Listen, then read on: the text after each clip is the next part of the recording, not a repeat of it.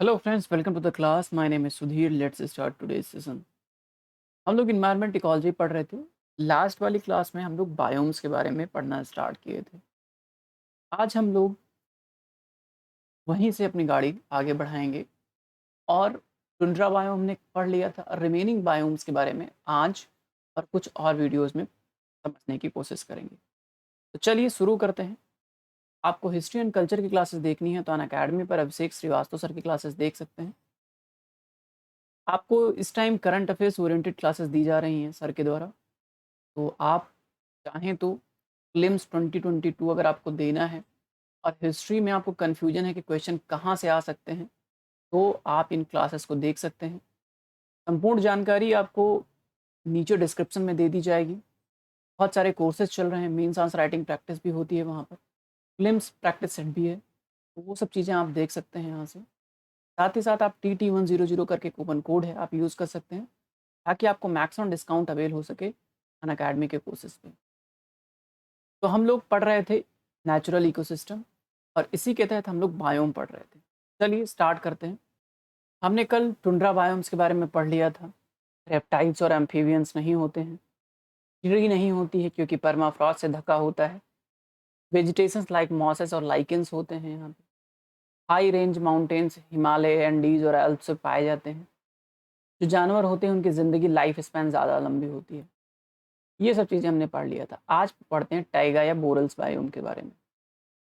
बोरल्स, बोरल forest soil, actually इनको soil के हिसाब से इनका नाम दिया गया है बोरल्स। टाइगा, टाइगा ऐसे रीजन में है जिनका टेम्परेचर, यहाँ पे आप देखो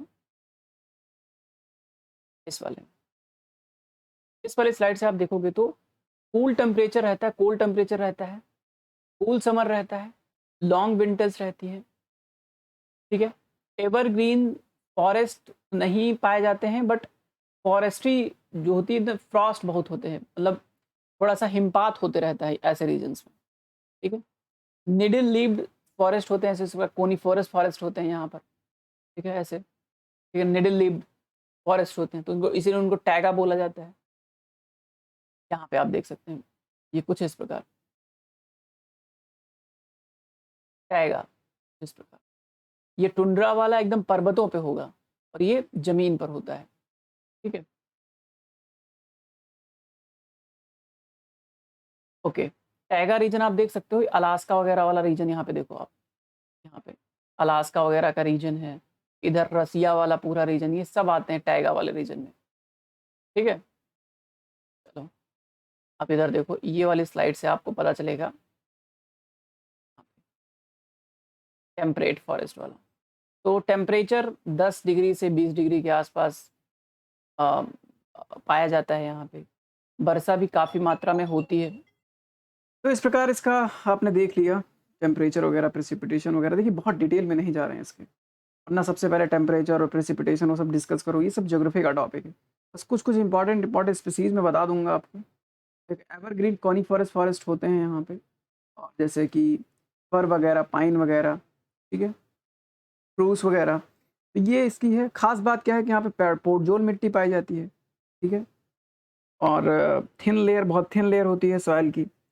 ऑर्गेनिक मैटर नहीं होता है यहाँ पे, क्यों? क्योंकि लीचिंग हो जाती है न्यूट्रिएंट्स का बॉटम लेवल पर, जिसके चलते ऑर्गेनिक मैटर नहीं होता है। लो लेवल मॉइस्चर होता है यहाँ पे, न्यूट्रिएंट्स बहुत कम होते हैं। लो पीएच होता है, एक्सेसिव अल्कलाइन होता है, बहुत ज़्यादा अल्कलाइन होता है। इसलिए ये सॉइल के लिए बहुत कमज़ोर मिट्टी होती है, सॉइल के लिए ये यूज़फुल नहीं होती है। फिर टेम्परेट डिसिडियस बायोम की बात करते हैं। Temperate deciduous biome, temperate deciduous biome British type climate इसको बोला जाता है। ये नॉर्थ और वेस्टर्न यूरोप में पाया जाता है, नॉर्थ और वेस्टर्न यूरोप में पाया जाता है। ब्रिटिश टाइप क्लाइमेट इसको बोला जाता है। सॉयल पोर्टजोरिक सॉयल्स होते हैं, फेयरली डीप होते हैं। नेचुरल वेजिटेशन क्लाइमेट का होता है डेसिडियस।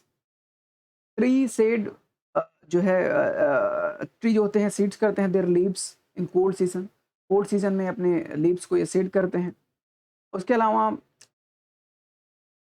इनकी खास बात क्या होती है कि स्नो पीरियड में, विंटर स्नो पीरियड में फ्रॉस्ट से अपने आप को बचाने का इनके पास एक एडॉप्टिव तरीका होता है, जिसे क्या करते हैं कि ट्री शेड लगा लेते हैं, जिसके चलते क्या होता है कि कोल्ड सीजन में सह पाते हैं, अपने आप को बच पाते हैं, इनका पेड़ खत्म नहीं होता है।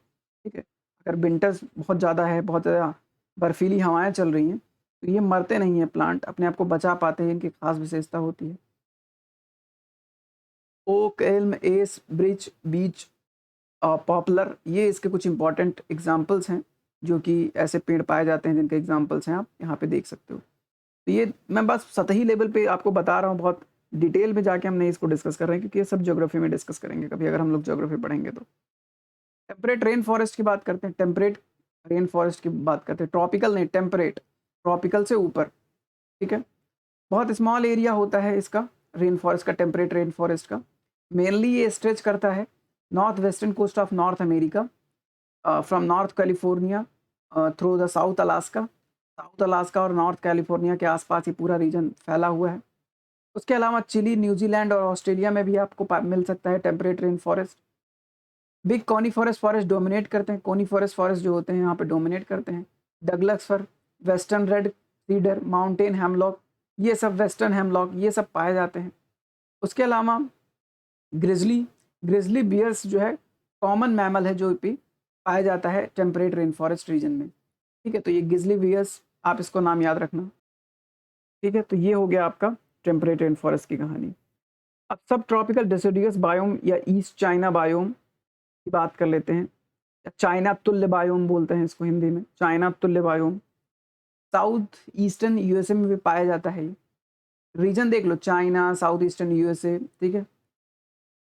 बहुत लग्जीरियंट जो है वेजिटेशन है इसमें, बहुत अच्छा खासा इसमें वेजिटेशन है, और एवरग्रीन ब्रॉड लीव्स वाले फॉरेस्ट पाए जाते हैं, डिसिडियस ट्री, हार्डवुड पाए जाते हैं, अच्छा खासा मटेरियल है पेड़ों का यहाँ पर मिलता है। हाईलैंड्स में मिलते हैं कॉनिफर फॉरेस्ट, जैसे पाइन, साइप्रस वगैरह, ये बहुत इंपॉर्टेंट है, यहाँ पे मिलते हैं। पेरेनियल प्लांट्स ग्रोथ होता है, ड्राई सीजन के द्वारा या कोल्ड सीजन के द्वारा इनका वृद्धि या ग्रोथ रुकता नहीं है, ये बड़ा इंपॉर्टेंट बात है इन सभी टाइप के प्लांट्स का। ये एक सब ट्रॉपिकल डेसिडियस बायोम की एग्जांपल था, एक कहानी थी। बहुत सतही लेवल पे समझ रहे हैं हम। मैं अभी आप लोगों के पास बहुत सी शिकायत हो सकती है कि इसका और डिटेल में समझाइए, या इसमें इतना में काम नहीं चल रहा है, तो हो सकता है क्योंकि ये ज्योग्राफी का टॉपिक है, हम लोग ज्योग्राफी डिस्कस कर रहे होते हैं, हम बस इन्वायरमेंटल पॉइंट ऑफ व्यू से हम डिस्कस कर रहे हैं। वरना अगर आपको लगता है कि ज्योग्राफी के पॉइंट ऑफ व्यू से डिस्कस कीजिए, तो आप मुझे कमेंट सेक्शन में बता सकते हैं कि सर ज्योग्राफी के पॉइंट ऑफ व्यू से इसको डिस्कस कीजिए, ताकि डिटेलिंग हो सके इसकी। आज का लास्ट बात कर लेते हैं स्टेपी या टेम्परेट ग्रासलैंड बायोम की बात कर लेते हैं। स्टेपी या टेम्परेट, देखो यहाँ पे ग्रासलैंड वाला, ये देखो ग्रासलैंड वाली कहानी। देखो टेम्परेचर आप देख सकते हो कि 0 डिग्री से 25 डिग्री के आसपास, और वर्षा 50 से 100 सेंटीमीटर के बीच में। तो ये सब चीज़ है कहानी की, ठीक है? यहाँ पे आप देख सकते हो ये स्टेपी, ठीक है? ये ग्रासलैंड की कहानी, ठीक है? इस प्रकार कुछ यहाँ पे आप देख सकते हो, कहाँ पे है, कहाँ पे है?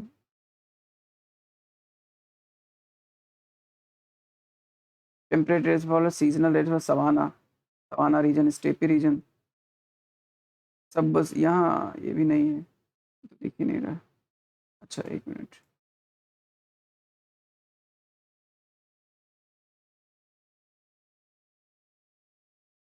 ओके, आते हैं अपने स्लाइड पे वापस।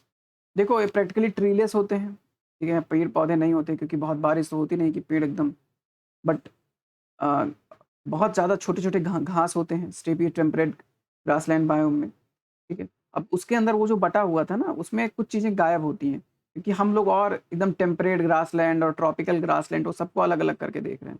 इसलिए ज़्यादा आपको ज़्यादा डिटेल में मिल रहा है यहाँ पे। ग्रासलैंड बहुत ज़्यादा बड़े नहीं होते हैं, अ फ्रेश होते हैं, बहुत न्यूट्रियस होते हैं। इसी के चलते गाय की जो काऊ इंडस्ट्री होती है यहाँ पे, बहुत तेज़ी से जो है मिल्क प्रोडक्शन इसलिए बहुत यहाँ पे होता है, ठीक है? मिल्क प्रोडक्शन बहुत ज़्यादा होता है। बहुत ज़्यादा एनिमल की वैरायटी नहीं होती है यहाँ पे, कि बहुत ज़्यादा टाइप के एनिमल्स पाए जाते हैं। लगभग कॉमन टाइप के एनिमल्स पाए जाते हैं। बहुत ज़्यादा डाइवर्सिटी नहीं होती है यहाँ के एनिमल्स में। तो ये कुछ विशेषता थी स्टेपी या टेम्परेट ग्रासलैंड बायोम की। तो यही मुझे अभी फ़िलहाल यहाँ तक ही पढ़ाना था। बाकी जो रिमेनिंग बायोम्स है उसको एक नेक्स्ट टॉपिक में पढ़ लेंगे, नेक्स्ट वीडियो में पढ़ेंगे। और उसके बाद वो बायोम ख़त्म ही हो जाएगा। फिर हम लोग एनवायरनमेंट के कोर कॉन्सेप्ट की ओर वापस मुड़ेंगे। अ, नीचे कुछ चीज़ें दी हुई स्क्रॉलिंग चल रही है, अनअकैडमी पे सब्सक्रिप्शन लेने के लिए और जो भी है, वो आप देख सकते हैं। बाकी कमेंट सेक्शन में बता सकते हैं कि आपको किन चीज़ों की ज़रूरत है। Thank you so much for watching.